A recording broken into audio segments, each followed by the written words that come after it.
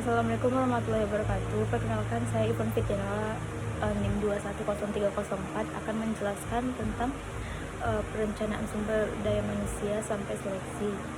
Yang pertama, kita masuk ke pengertian perencanaan sumber daya manusia. Perencanaan sumber daya manusia adalah perencanaan personalia atau disingkat PSDM dan tugas pertama dan terpenting dari manajemen personalia. Perancang mengolah PSDM dan hasilnya menjadi sebuah rencana. Rencana tersebut menetapkan tujuan dan pedoman pelaksanaan serta dasar untuk pemantauan. Tanpa adanya perencanaan, pengendalian tidak dapat dilaksanakan dan tanpa pengendalian tidak mungkin dapat diketahui apakah pelaksanaan rencana tersebut baik atau tidak. Perencanaan dalam memilih dan menghubungkan fakta, dalam membuat serta menggunakan asumsi-asumsi mengenai masa-masa yang akan datang, dengan jalan menggambarkan dan merumuskan kegiatan-kegiatan yang diperlukan untuk mencapai hasil diinginkan. Perencanaan pada dasarnya merupakan tahap awal dari sistem manajemen. Perencanaan kinerja merupakan tahap awal dari manajemen kerja, mulai dari visi dan misi perusahaan atau organisasi, rumusan tugas pokok dan struktur organisasi, sasaran dan fungsi unit organisasi, hingga uraian jabatan, sasaran kinerja, dan rencana tindakan kinerja individu di masing-masing organisasi. Terdapat banyak pengertian dari perencanaan sumber daya manusia menurut para ahli, antara lain adalah suatu usaha untuk mengantisipasi perubahan lingkungan bisnis dan permintaan dari suatu organisasi di masa yang akan datang, dan untuk mempersiapkan para karyawan dapat memenuhi kepuasan bisnis dari permintaan tersebut. Menurut Wayne F. Casio tahun 1995. Tujuan perencanaan sumber daya manusia adalah yang pertama untuk menentukan kualitas dan kuantitas karyawan yang akan mengisi semua jabatan dalam perusahaan. Yang kedua, untuk menjamin tersedianya tenaga kerja di masa kini maupun masa datang. Yang ketiga, untuk menghindari terjadinya mismanajemen dan tumpang tindih dalam pelaksanaan tugas. Yang keempat, untuk mempermudah koordinasi, integrasi, dan sinkronisasi KIS sehingga produktivitas kerja meningkat. Yang kelima, untuk menghindari kekurangan dan kelebihan karyawan. Dua, pengertian rekrutmen. Pada prinsip yang disebut dengan rekrutmen adalah proses mencari, menemukan, dan menarik para pelamar untuk menjadi pegawai. Dan rekrutmen juga dapat didefinisikan sebagai serangkaian aktivitas mencari dan memikat pelamar kerja dengan motivasi, kemampuan, keahlian, dan pengetahuan yang diperlukan guna menutupi kekurangan yang diidentifikasi dalam perencanaan pegawai. Menurut beberapa para ahli, pengertian rekrutmen yaitu rekrutmen merupakan proses mencari, menemukan, dan menarik para pelamar untuk dipekerjakan dalam suatu organisasi. Itu menurut ahli Faustino Gardoson Gomez. Menurut Neuart adalah rekrutmen didefinisikan sebagai pelaksanaan atau aktivitas organisasi awal dengan tujuan untuk mengidentifikasi dan mencari tenaga kerja yang potensial.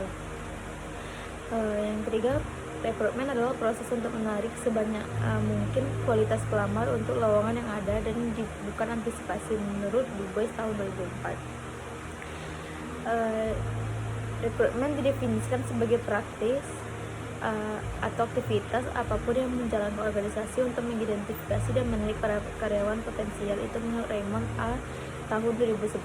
Rekrutmen adalah proses penemuan dan penarikan para pelamar terbaik yang memiliki kualitas terhadap lowongan yang dibutuhkan. Menurut Bernardin dan Russell tahun 2003. Adapun tujuan rekrutmen adalah rekrutmen yang bertujuan untuk memaksimumkan efisiensi merupakan sebuah rekrutmen yang biasanya dilakukan secara ketat. Tujuan rekrutmen yang menjaring calon pegawai yang berkualitas sehingga jika diterima kelak dapat tuntunan organisasi. Program rekrutmen yang ideal adalah sebuah program di mana sejumlah pelamar yang berkualitas ditarik dan menerima posisi jabatan tertentu yang dilakukan dengan cara yang efisien. Program rekrutmen yang baik perlu melayani banyak tujuan, yaitu rekrutmen sebagai alat keadilan sosial, yang kedua rekrutmen sebagai teknik untuk memaksimumkan efisiensi, yang ketiga rekrutmen sebagai strategi responsivitas politik. Upaya mendapatkan pegawai yang baik dan memiliki komitmen yang tinggi memerlukan rancangan program rekrutmen yang baik. Dasar program rekrutmen yang baik mencakup faktor-faktor sebagai berikut. Yang pertama, A. Program rekrutmen mengikat banyak pelamar yang memenuhi syarat. Yang kedua, program rekrutmen tidak dapat mengkompromikan standar seleksi. Yang ketiga, berlangsung atas dasar berkesinambungan. Yang keempat, program rekrutmen itu kreatif, imajinatif, dan inovatif.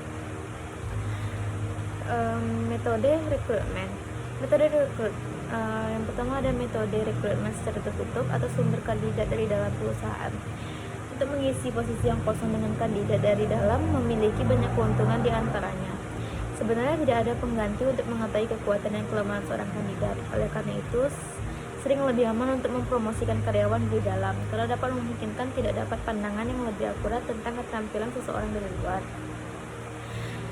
Kandidat dari dalam juga lebih berkomitmen kepada perusahaan, semangat juang dapat muncul, hingga luasan di mana karyawan melihat promosi sebagai penghargaan untuk kesediaan kompetensi. Kandidat dari dalam juga membutuhkan lebih sedikit orientasi dan pelatihan daripada kandidat luar. Meski demikian, pekerja dari dalam juga memiliki kekurangan, antara lain tidak dapat memberikan informasi lebih lanjut mengenai hal mengapa karyawan tersebut ditolak dan tidak tindakan perbaikan seperti apa yang perlu dilakukan untuk atau dengan kata lain memberikan evaluasi.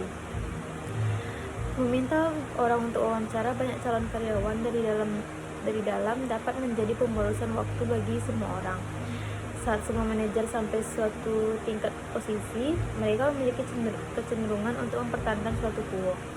Saat dibutuhkan area yang baru, metode rekrutmen tertutup dapat dilakukan beberapa alternatif, yaitu yang pertama menentukan kandidat internal, yang kedua mempekerjakan kembali karyawan, yang ketiga perencanaan penggantian, yang kedua ada metode terbuka atau sumber kandidat dari luar.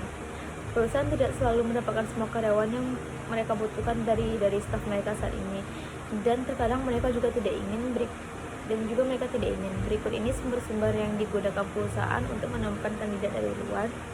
Yang pertama ada periklanan. Periklanan adalah sementara rekrutmen berbasis web menggantikan iklan lowongan pekerjaan untuk beberapa area. Yang kedua ada media. Yang maksud dengan media adalah seleksi dari media terbaik, yaitu koran lokal, Wall Street Journal, televisi, atau internet, tergantung pada posisi yang direkrut. Yang ketiga ada agen-agen pekerjaan. Ini maksud dari agen pekerjaan adalah agensi yang terkait dengan organisasi non-profit. Setiap negara memiliki agen pelayanan mendukung yang dijalankan oleh publik dan negara bagian. The National Job Bank, yang para konselor berada dalam suatu negara bagian mampu memberikan para pelamar tentang pekerjaan yang tersedia. Dalam melakukan penerimaan karyawan, seleksi sangat penting untuk dilakukan karena karyawan adalah kekayaan atau aset utama dari setiap perusahaan. Karyawan sangat menentukan hasil tindaknya perusahaan menjadi sasarannya. Seleksi adalah usaha pertama yang harus dilakukan perusahaan untuk memperoleh karyawan. Ada beberapa faktor yang mempengaruhi dalam proses seleksi karyawan, yaitu latar pribadi, yang kedua bakat dan minat, yang ketiga sikap dan kebutuhan, yang keempat kemampuan analitis dan manipulatif, yang kelima keterampilan dan kemampuan teknik. Adapun sumber-sumber calon pegawai, yang pertama sumber-sumber yang paling sering digunakan perusahaan untuk pekerjaan adalah melalui satu iklan atau advertensi, yang kedua kantor penetapan tenaga kerja, yang ketiga sumber dari dalam perusahaan sendiri, yang keempat rekomendasi dari pegawai yang sudah bekerja sebelumnya, yang kelima lembaga pendidikan, yang keenam lamaran yang dimasukkan secara kebetulan, yang ketujuh nepotisme. Nepotisme adalah pemberian kesempatan terlebih dahulu kepada kenalan, famili, pegawai lama, atau pihak lain yang dikenalin oleh manajemen. Yang ke-8 ada leasing atau kontrak. Yang ke-9 ada serikat pekerja. Itu saja yang dapat saya sampaikan. Mohon maaf bila ada kesalahan. Wabillahi taufiq wal hidayah. Wassalamualaikum warahmatullahi wabarakatuh.